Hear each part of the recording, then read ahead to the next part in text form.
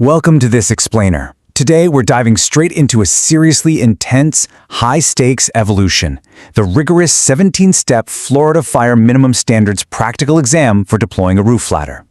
We're going to break down exactly what it takes to pass this grueling test, a place where brute physical endurance meets razor-sharp mental focus.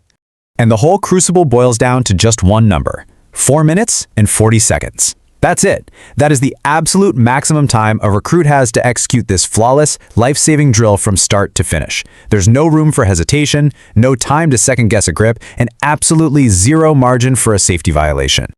The ticking clock is literally always watching. So we're going to look at the anatomy of this perfect drill, putting you right in the heavy boots of a fire recruit. The clock is ticking, precision is everything, and every single second is accounted for. Let's get into it. Here's our roadmap for this explainer. We'll hit the 4-minute crucible, ground prep and approach, the ascent, conquering the peak, and finally, the safe descent. Starting off with Section 1, the 4-minute crucible, which demands extreme mental focus. You know, what makes this exam incredibly demanding right out of the gate is the intense dual-tasking requirement. Recruits have to perform these grueling physical tasks flawlessly, carrying a heavy ladder, climbing, securing leg locks, but they're simultaneously shouting highly specific, memorized verbalizations to the examiner. It's wild. They're constantly proving their situational awareness. It is definitely not enough to just be strong. You've got to be sharply communicative while your body is under immense physical stress.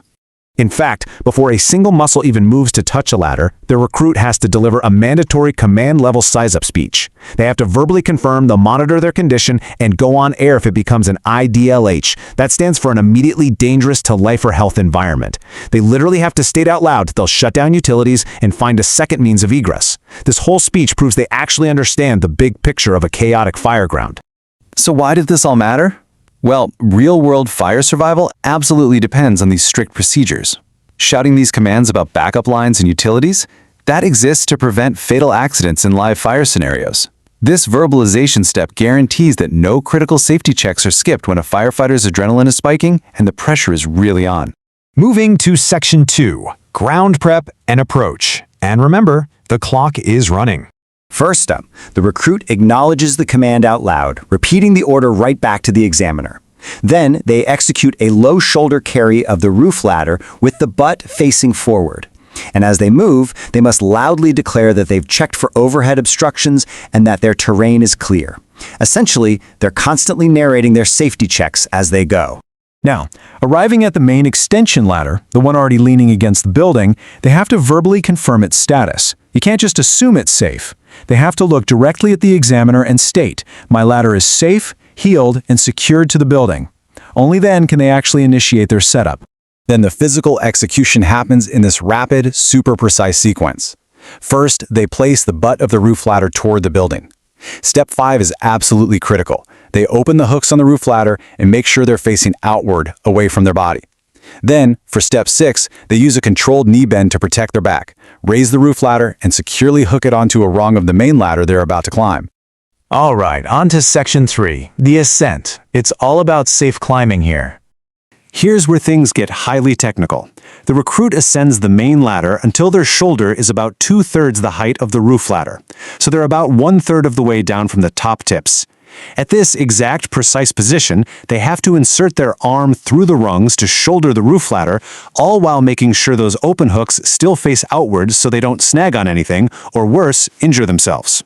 Right at this precarious, incredibly unbalanced moment, the recruit has to make another mandatory verbalization. They physically have to look down at the ground and loudly alert the ground crew of the impending overhead work by shouting, "I am notifying exterior crew." It's a vital communication step to make sure anyone down below steps back and avoids any potential falling hazards. From here, with that heavy roof ladder resting right on their shoulder, they continue a smooth, controlled descent to the roofline. They must deliberately slide their hands on the beams or the rungs, while always, without fail, maintaining 3 points of contact. That's 2 feet in one hand or 2 hands in 1 foot. If they break that golden rule even for a split second, they fail. This brings us to Section 4, conquering the peak. Time for the technical deployment.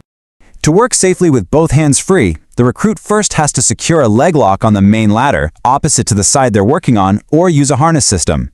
Once they are locked in, they remove that bulky roof ladder from their shoulder, place it completely flat onto the pitched roof with the hooks facing down, and push it up. Once the hooks clear the peak, they pull back sharply to catch those hooks perfectly over the roof's ridge. Just like that, they've secured their new pathway. Okay, so the ladder is set. But before making any move to descend, the discipline required here is absolute. The recruit has to undo their leg lock, plant their feet squarely back on the rungs, and deliberately pause for 1 to 3 seconds. They must loudly declare to the examiner, "I am at the neutral position." It essentially forces a crucial moment of physical and mental reset. Finally, Section 5, the safe descent, reaching solid ground.